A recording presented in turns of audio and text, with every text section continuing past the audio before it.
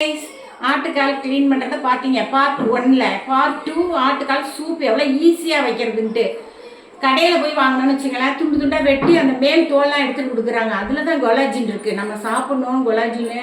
கொஞ்சம் 40 வயசுக்கு மேலே ஆனவங்களே இதெல்லாம் சாப்பிட்டோம்னா நமக்கெல்லாம் சுருக்கம் வராது, இளமையாக இருக்கலாம். நான்லாம் அப்படி தான் இளமையாக இருக்கேன். என்ன பார்த்தீங்களா, நான் ஏஜை சொல்ல மாட்டேன். ஏன்னா நமக்கு கொலாஜின் அவசியம் தேவை. நம்ம என்ன செய்கிறோம், நம்மளே செஞ்சு சாப்பிட்டோம்னா நல்லாவும் இருக்கும், பொழுது நல்லா போகும். இப்போ பாருங்க, ஆட்டுக்கால் சூப் வைக்கிறது காமிக்கிறேன். ரொம்ப அறுக்கலை, நான் ரொம்ப போர் அடிக்கும்.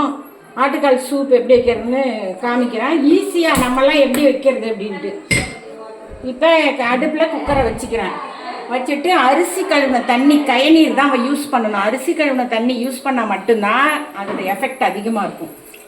அரிசி கழுவின தண்ணி இப்போ ஊற்றிக்கிறோம். ஊற்றிட்டு கொஞ்சம் நிறையாவே ஊற்றிப்போம். அப்புறமேலு தண்ணி சேர்க்கக்கூடாது. நம்ம இந்த தண்ணியே நம்ம வச்சுக்கணும். அரிசி கழுவின தண்ணி ஊற்றிருக்கேன். இந்த பாருங்கள், ஆட்டுக்கால் க்ளீன் பண்ணியிருக்கேன். நல்லா க்ளீன் பண்ணி ஒரு முடி கூட இந்த கருப்பாக இருக்கிறதெல்லாம் மறுபடியும் சூடுபடுத்தினேன். எல்லாம் க்ளீன் பண்ணிட்டேன். இதை நம்ம வெட்டெல்லாம் வேண்டாம், அப்படியே போட்டுடலாம். ஏன்னா இது நல்லா வேக்காடு ஆகிடுச்சின்னா பிச்சுக்கும், எல்லாமே அப்படியே பிச்சுக்கும். அந்த மாதிரி தான் இருக்கணும். இதெல்லாம் வெட்டினீங்கன்னா இதில் உள்ள அந்த ஜவ்வுக்கு இடையில மஜ்ஜை இருக்குல்ல, எல்லாம் வெளில வந்துடும். அப்படியே போட்டுருங்க.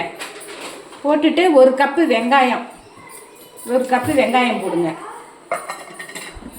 கொஞ்சம் மஞ்சத்தூள் போடுங்க. மஞ்சத்தூள் மஸ்ட்டு, மஞ்சத்தூள் போடுங்க. அப்புறம் எல்லாம் எடுத்து வச்சுருந்துட்டோம், பரவாயில்ல. எல்லாம் மிளகுத்தூள் போடுங்க. ஜீரக பொடி கொடுங்க. மிளகுத்தூள் 1 ஸ்பூன் போடுங்க. மிளகுத்தூள் மஸ்ட்டு. இதில் போடுற அத்தனை பொருளுமே மஸ்ட்டு தான். கொஞ்சம் கல்லுப்பு போடுங்க. தூள் உப்பு சேர்க்காதீங்க, கல்லுப்பு போடுங்க.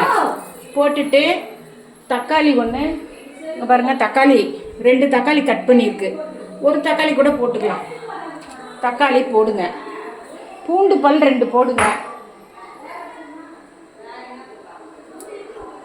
கொத்தமல்லி, கருவேப்பிலை, வேறு நீங்கள் இது போட்டுக்கலாம். போட்டுட்டு நம்ம இப்போ மூடிடுறோம். உப்பு போட்டுட்டோம், எல்லாமே போட்டுட்டோம். பூண்டு பல் 2 போட்டுக்கலாம். பூண்டு பல் 2 போட்டு நம்ம இப்போ மூடி வச்சுருவோம்.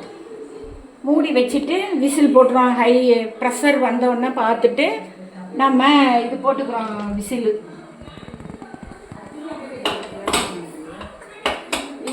போட்டுறோம். விசில் போட்டுட்டு இது ஒரு 7-8 விசில் வரணும். 8 விசில் வரணும். பாட்டுக்கு நம்ம போட்டுறோம். ரொம்ப ஹையில் வைக்காமல் கொஞ்சம் சிம் ஃப்ளேவர்லேயே வச்சுக்கிட்டீங்க. ரொம்ப சிம்மாக வைக்க வேணாம், மீடியமாக வச்சுக்கோங்க.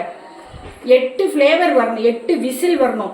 8 விசில் வந்த உடனே நம்ம எடுத்து பார்த்தோம்னா நல்லா அப்படியே நான் எடுத்தோன்னா உங்களுக்கு மறுபடியும் இதை பண்ணுறேன். இருங்க, கொஞ்சம் நாளை கழிச்சு பண்ணுறேன்.